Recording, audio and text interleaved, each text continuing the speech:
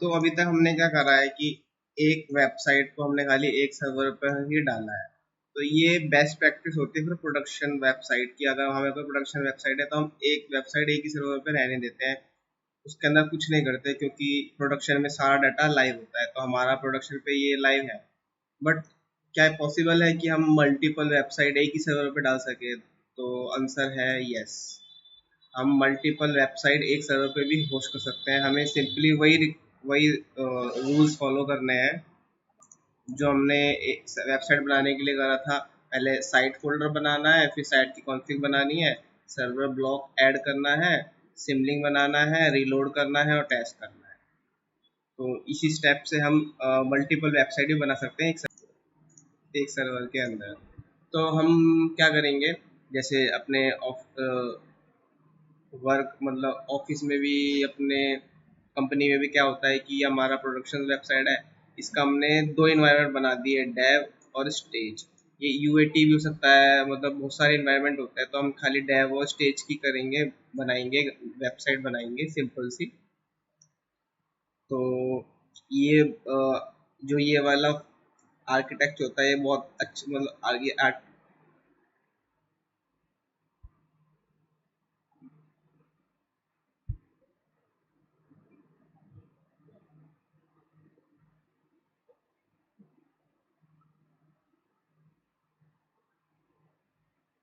वो वाले simple step से हम ये मल्टीपल वेबसाइट भी एक सर्वर के अंदर होस्ट कर सकते हैं।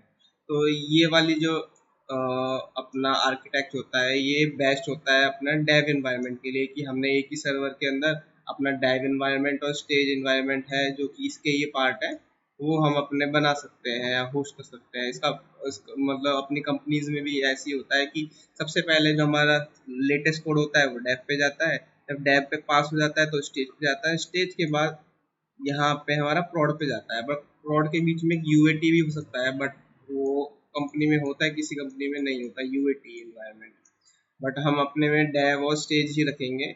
हम क्या करेंगे, एक अपना ए टाइप रिकॉर्ड हम बनाएंगे अपना, और इसके अंदर सब डोमेन ऐड कर देंगे। तो सब डोमेन किस टाइप के रिकॉर्ड में ऐड होते हैं, अगर हम अपना ऊपर आते हैं तो अगर हम देखेंगे कि अगर हमें कोई भी सब डोमेन ऐड करना है तो हमें क्या करना पड़ेगा, रिकॉर्ड टाइप में ए डालना है, उसके बाद जो हमारा सब डोमेन का नाम है वो ऐड करना है। फॉर एग्जांपल यहाँ पे डेव डाल देंगे। उसके बाद हमें वैल्यू और टारगेट में क्या डालना है, सर्वर का पब्लिक की। तो इस तरीके से हम एक सर्वर पे भी मल्टीपल वेबसाइट होस्ट कर सकते हैं। तो इसका प्रैक्टिकल देखते हैं। तो सबसे पहले मैं अपने अपने इस पे जो अपना डोमेन प्रोवाइडर है मैं इस पे आ गया हूँ, अपना डोमेन सिलेक्ट कर लेता हूँ।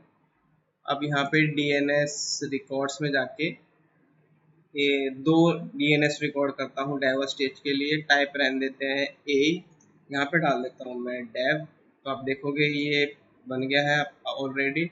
और यहाँ पे अपना टारगेट या आप कुछ भी कर सकते हैं। वैल्यू के अंदर हम क्या डालेंगे, सर्वर की पब्लिक आईपी। तो कॉपी करके सिंपली डाल दिया, प्रॉक्सी ऑफ कर दी, टीटीएल हमने कर दिया 1 सेव। तो हमारा डेव हमने डेव का ये रिकॉर्ड बना लिया। सेम ऐसे हम बनाते हैं स्टेज का। सिंपली यहाँ पे वही अपना आईपी ऐड कर दी, प्रॉक्सी ऑफ कर दी, टीटीएल कर दिया 1, सेव कर दिया। तो हमारा type record adding A type record is done. Now हमें क्या करना है, साइट के फोल्डर बनाने हैं। तो अपने सर्वर पे आते हैं, कमांड चलाते हैं sudo mkdir-p war www, और यहाँ पे हम डालते हैं अपना डेव। ये हमने बना लिया डेव का फोल्डर। उसके बाद सेम ऐसे हम बना देंगे अपने स्टेज वाला। उसके बाद हमें क्या करना पड़ेगा, इसकी कॉन्फ़िग फाइल बनानी पड़ेगी। तो सिंपली अपने एक फोल्डर बैक आके साइट अवेलेबल फोल्डर में आते हैं, और यहाँ पे सबसे पहले हम बनाते हैं अपने डेव के लिए। तो सिंपली sudo vi अपना डेव के लिए कॉन्फ़िग फाइल बनाते हैं, सर्वर ब्लॉक ऐड करते हैं, लिसन में पोर्ट 80 डालते हैं, रूट में हम डालते हैं, सर्वर नेम डाल देते हैं पहले, सर्वर नेम जो हमारा सब डोमेन है वो डाल देते हैं। उसके बाद रूट में हम डालेंगे अपनी वेबसाइट का पाथ वॉल www। उसके बाद इंडेक्स में हम क्या इंडेक्स करना चाहते हैं, अपना index.html।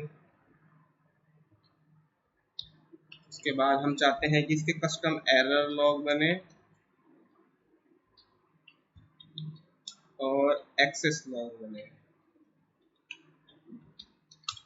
तो उसके लिए हमें यहाँ पार्ट देना पड़ेगा अपना कस्टम वॉर लॉग nginx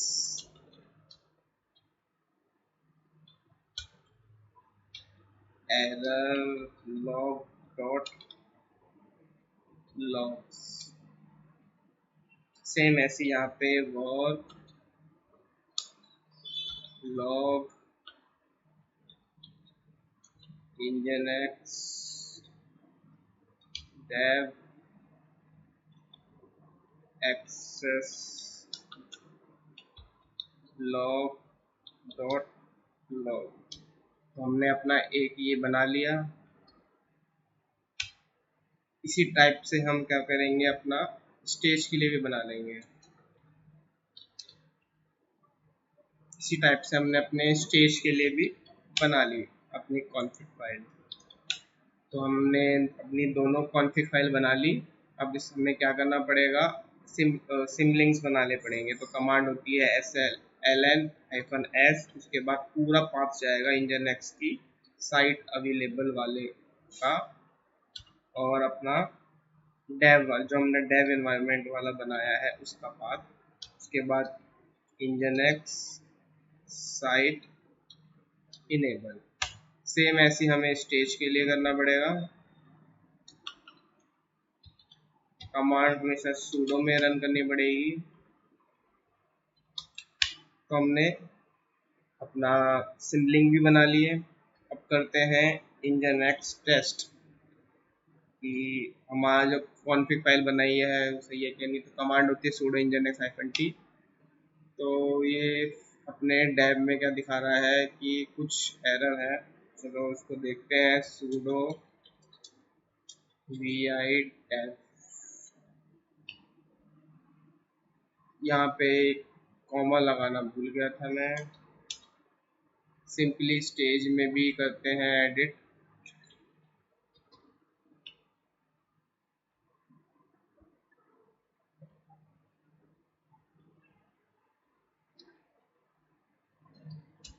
दोबारा रन करके देखते हैं nginx -t करके। तो हमारी फाइल बिल्कुल करेक्ट हो गई है। अब सिंपली अपने nginx की सर्विस को करते हैं reload.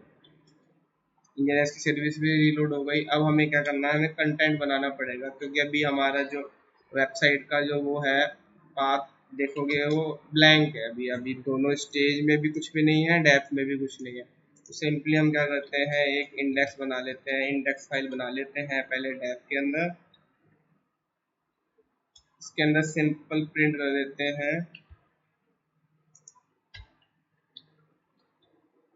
h1 hi from dev environment।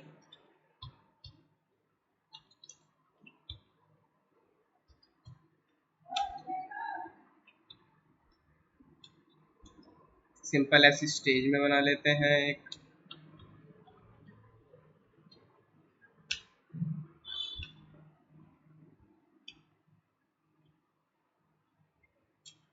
hi from stage environment save कर लेते हैं। तो हमने डेफ में भी बना लिया और अपने स्टेज में भी बना लिया। अब सिंपली एक बार रीलोड कर लेते हैं अपना nginx को सेफ्टी पर्पस। उसके बाद हमने क्या करना है, अपना SSL सर्टिफिकेट भी अभी हमने एक और स्टेप आ गया। हम इसके अंदर SSL सर्टिफिकेट भी हमें क्रिएट करना पड़ेगा। तो कमांड डालते हैं sudo certbot -d और अपने वेबसाइट का नाम डाल देते हैं डेव, उसके बाद -d स्टेज वाला, सिंपली एंटर कर देते हैं।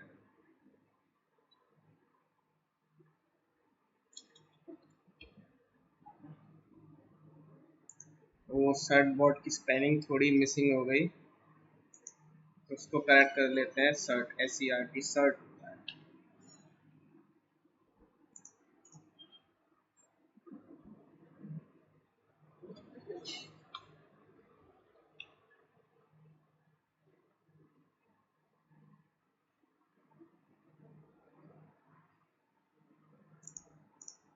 तो देख सकते हो हमारे दोनों डेव स्टेज के लिए भी SSL सर्टिफिकेट क्रिएट हो चुके हैं।